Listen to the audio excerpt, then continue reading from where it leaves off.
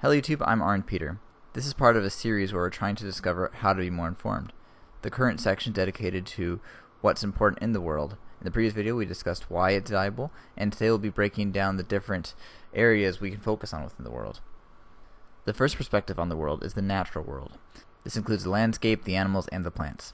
Learning more about native animals in your area or the geology of the rocks on your hike will allow you to perceive more complexities and beauty in nature. Another perspective we would benefit from appreciating more are the products we interact with. This includes our phones, as well as tables and our chairs.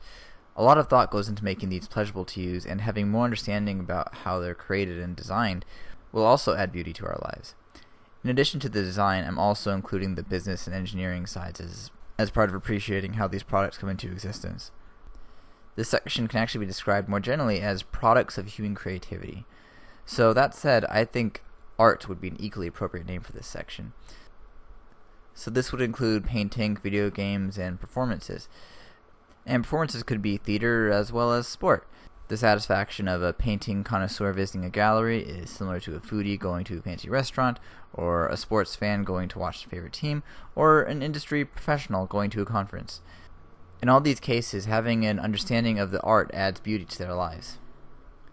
The next perspective after understanding the art, or products of human creativity, is to better understand the humans themselves. It's very important to understand the varying experiences of people of different genders, races, languages, cultural backgrounds, and so on. Almost by definition, the experience of other people is isolated from what we can personally experience, so there's a lot to gain from trying to understand other people. It's so important that I almost consider making its own section instead of categorizing under world. The next perspective of the world is academia. Up until now, all the perspectives I've mentioned are aspects that we can directly observe in the world around us. An academic perspective, on the other hand, is more about trying to understand the underlying processes that we can't directly observe. So any one subject can fall under several of these perspectives depending on how we look at it. For example, if I'm learning a new language in order to better understand a different culture, then I would put that under the perspective of learning more about people. If I'm learning to construct a new language, as was done with Elvish in Lord of the Rings, then I'm appreciating it from the perspective of art. And if I'm analyzing how English is related to Latin, then I'm looking at it from an academic perspective. I considered removing academia as a section because it feels like all the sections have an academic side, but I left it in because there's a distinct difference between the way someone like Steve Irwin appreciates the natural world and how a biologist appreciates the academic perspective. Learning to appreciate more in what we can see and learning to appreciate more in the patterns of the underlying processes are both important pursuits. The last perspective is analytical tools. It could be argued that this is a subsection of academia, but there are a few subjects which I think are particularly relevant to how we perceive the world, so I wanted them to be highlighted separately. Learning about these subjects is equivalent to learning about how to learn about the world. I feel like science is the most obvious one. Our schooling puts a large emphasis on the scientific method, and this style of research has allowed us to learn a lot about the world. That said, I sometimes think it's overemphasized. People talk about science as though it can be applied to solve all problems, but it relies on phenomena being repeatable, and that's not always a valid assumption. Logic is the next one. This includes subjects such as math and philosophy. For some problems, pure logical reasoning is the only option.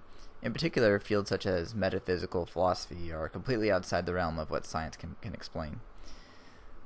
The next analytical method we have is the historical method. When we're trying to determine the truth of something that happened in the past, we clearly can't repeat it through scientific trials. Instead, we need to turn to recordings from the time period of the event and judge which ones are the most reliable. I'm calling this the historical method, but this technique of discerning truth from a variety of sources also applies to journalism. Those are all the perspectives. I believe that a balanced understanding of the world involves studying all these aspects equally. As always, I want to emphasize that I'm not claiming that this is the true model, just the best model I've come up with. So if you have opinions, please share them. I would love to know if there are things that need to be emphasized differently, or if there are subjects that are missing entirely. For today's additional resources, I have books for most of the topics. In particular, I'd like to point out Design of Everyday Things by Don Norman. Anybody who has any sort of design degree, I think, usually has to read this at first school, and I think it's really great for on two different levels. Number one, it gives you an appreciation for all the various products you interact with every day, chairs, tables, But the other thing I think does a really good job of it is it gives you insight into the whole process of what goes into creating these products. Designing is one thing, but there's also dealing with technical limitations and business requirements, and it really does take a team to get anything released. So I think that adds a good perspective.